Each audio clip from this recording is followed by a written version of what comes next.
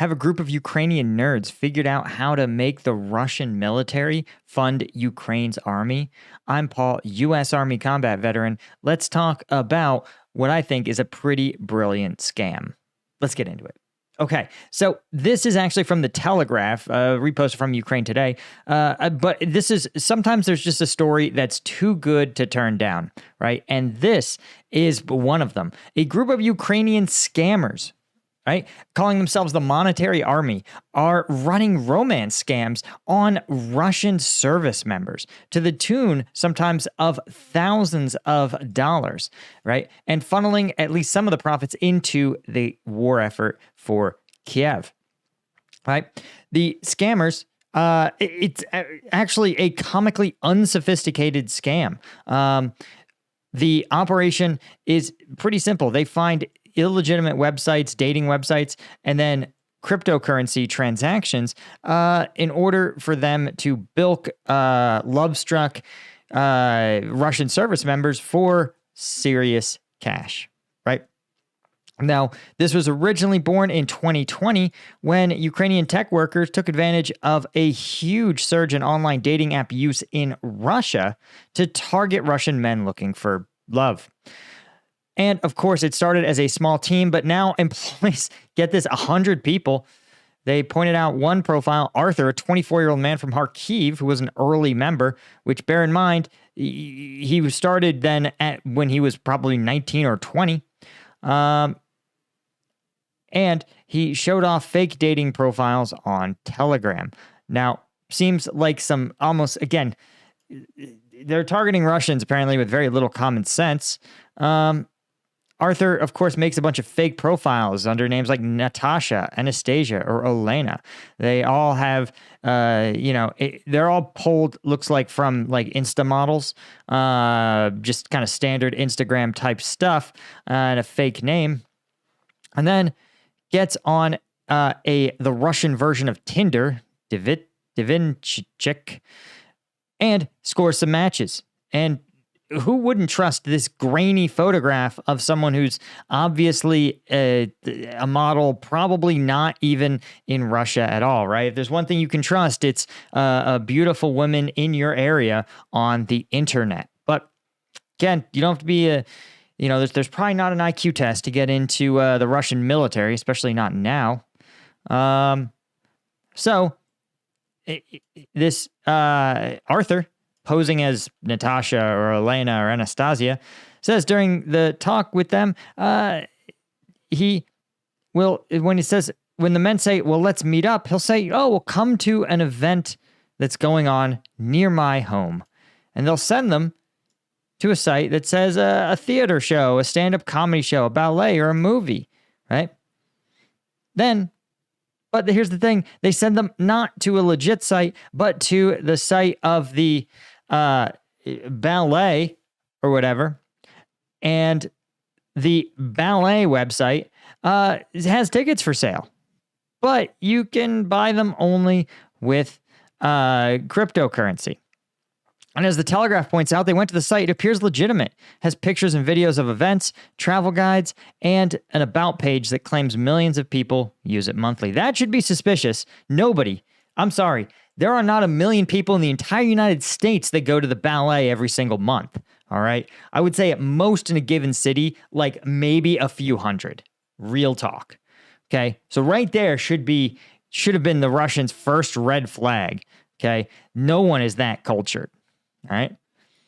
And then, of course, it sells the tickets. It costs an average of £35, which is $35, right?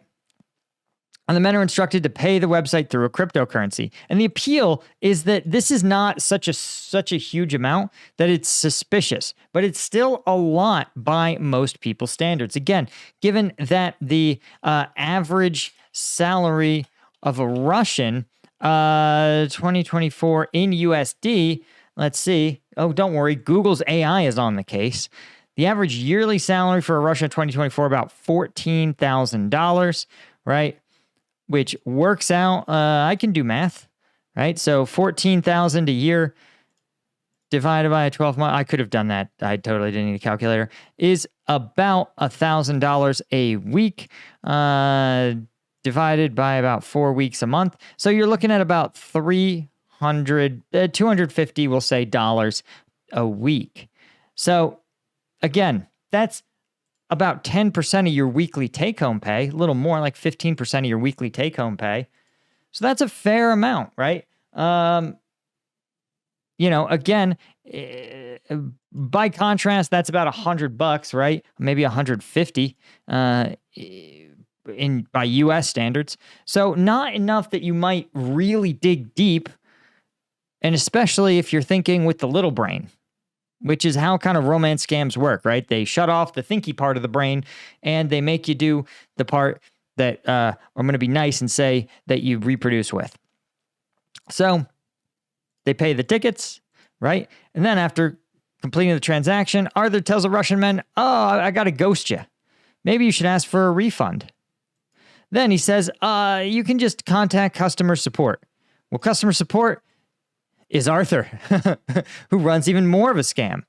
And then Arthur says, the system tells the men, you should buy 2 more tickets as a deposit to get the refund for the initial tickets, which doesn't make any sense.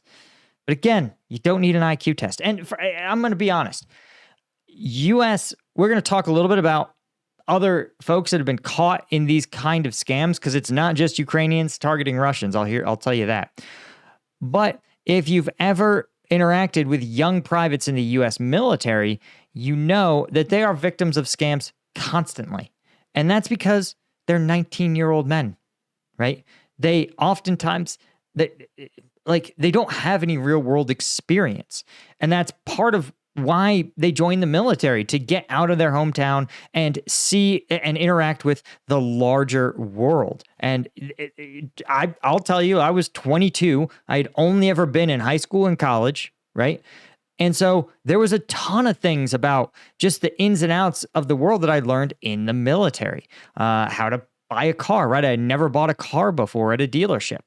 I had to learn about utilities, about even just stuff like how do you keep your car registered and keep insurance on it, and all sorts of aspects of living alone, right? Keeping a schedule, all that sort of stuff. Some of it you kind of get in college, but college is like the training wheels version, right? So, and certainly being in a professional environment, interacting with colleagues, how to manage a boss that maybe you don't like. Those are all basic life skills that you can learn in the military. The problem is that you haven't learned them yet when you're in the military, right? And so that's why a lot of times 19-year-old privates have even more lessons to learn about the way the real world works. And they're so often the victims of either scams or romantic relationships that are not quite scams, but are clearly exploitive, if that makes sense. So this is like shooting fish in a barrel. Because again, common sense would tell you, why would you need to deposit money to get a refund? And it's possible that Arthur loses a lot of people. A lot of people say, that's dumb. This is a scam. Keep the money. Don't worry about it. But they've already made $35. Why not try to make a little more? Then they put in more money. And then he says, literally, I can sometimes get them to put in an unlimited amount if they're dumb enough. They say, oh, put in more for the deposit, more for the deposit, more for the deposit. Men can be trapped in a never-ending cycle of putting additional money into the system. Then they start telling the victim that he made some mistakes filling out the return form. Now you already put in 2 payments. Now you need to put in 4.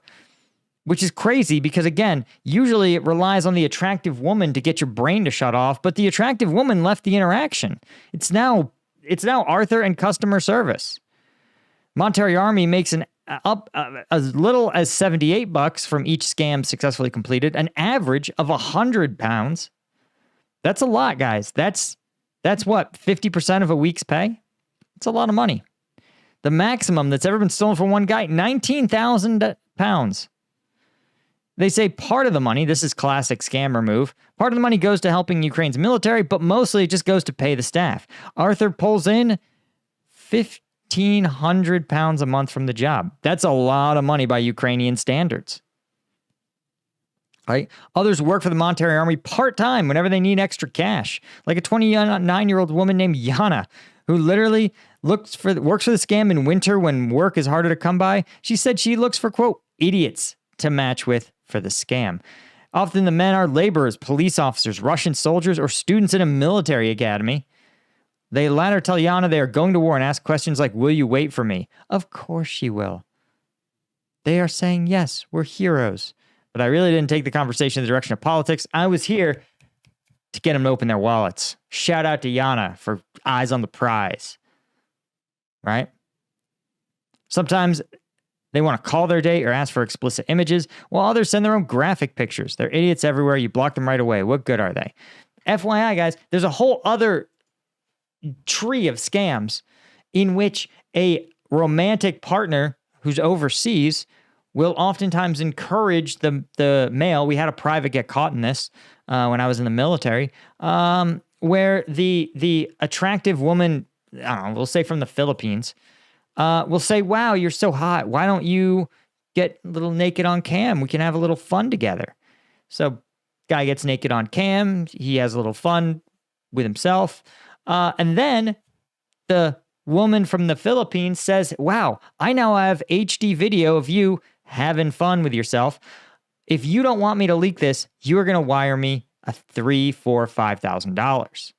And a lot of those individuals, especially because they believed they were in a relationship with this person, and so they may have given them their social media, they may have given them their Facebook, they may have their LinkedIn, they may have their real name. So it's a credible threat when they say, I'm going to send your mom or your aunt or your grandma video of you having fun. And so those scams can be really devastating, right? Not just because they are financially devastating, but because if you don't comply, right? Like if you don't, you're out, you're only out the money that you gave the ballet in this scam. But in that scam, you actually will get that footage, that video sent out potentially to coworkers or friends and family. So it's a really exceptionally devastating scam. And I'm surprised they don't run it. They may pawn those people off to run a different scam. I would, but maybe this is that would be a little too, what's the word I want? It might be illegal. And it might be like run afoul of Ukrainian law, right? This is like almost good-natured fun, right? Scamming people for ballet tickets. Scamming them at that level might be a little too much, right? Of course, Yana started working with them summer 2022, shortly after Ukrainians military managed to push Russian troops out of Kharkiv. Before then, Yana never considered being part of a scheme to rob Russian men, but she's been in Kharkiv for the entirety of the war, she says. Considering they bombed a lot, doesn't hurt my conscience. So now I wanted to talk more about the fact that this is fun.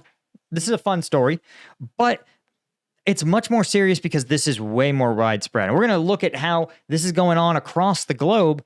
But first, if you're looking to enhance your cognitive focus, don't know if it'll help you avoid scams, but it'll help you stay focused, which, itself has value. You want to check out Strike Gum. Strike Gum has 90 milligrams of caffeine in every piece and 100 milligrams of alpha GPC for further cognitive clarity. Zero sugar, though, so there's no big sugar crash.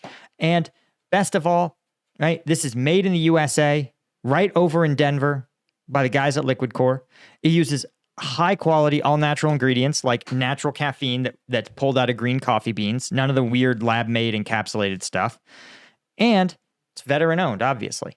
So if you want it, check out strikegum.com. That's where you can get your new user discounts and your first responder, military veteran discounts. But you can also get it on Amazon if you're an Amazon person, right? Go in, just search Strike Gum and pick some up. Thanks to everybody that's left us those 5-star reviews on Amazon. It makes a massive difference to us. It helps communicate the fact that we are the real deal, high quality, US made, veteran owned, and that we are a cut above the other caffeinated gums on there. Anyway, let's talk about romance scams.